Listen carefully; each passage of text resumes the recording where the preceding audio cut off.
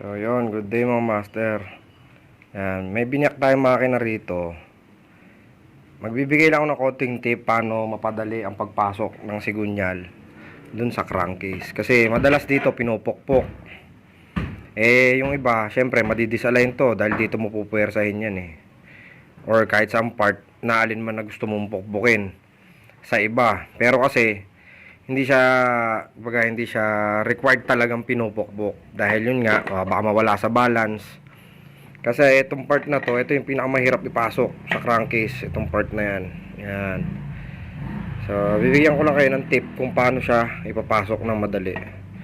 So, sana meron kayo na itong ganitong gamit. So, yan. Gagamit tayo ng torch. Yun.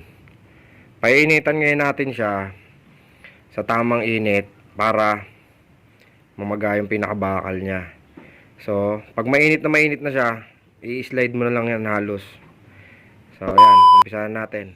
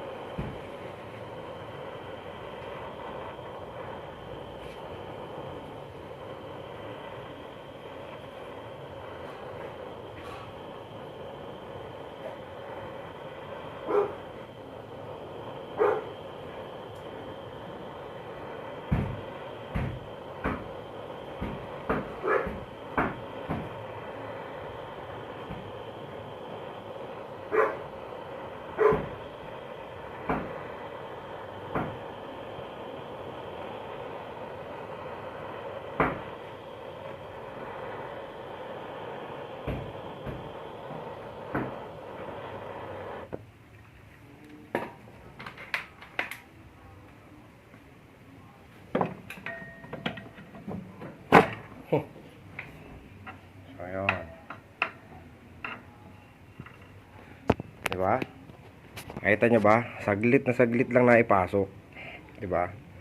Nakabaran nyo lang. Nasa tamang init lang. Kasi iba, ginagamitan ng heat gun. So, para sa tamang temperature. Pero kung matatansyan nyo naman na yung init, yan. So, yan. Lusot na lusot po yan. Lapat na lapat. Ayan, no? Sagad dyan sa bearing. Yan. So, yan. Yan yung technique natin na para hindi na tayo magpupukpok. Ang tagal din nun, mga master. Matagal din yung mga pukpok na yun. So, baka bumalik pa kayo sa machine shop. Kasi pag nabuo nyo na, maingay na, mabibrate yung makina nyo. Parang may ingay na naman. Baka magtaka kayo. Hindi nyo alam na binukpok nyo kasi. So, yun yung pinakamabilis na paraan. So, sa mga hindi pa nakapag-subscribe, umpisahan nyo na. Okay? Salamat, mga master.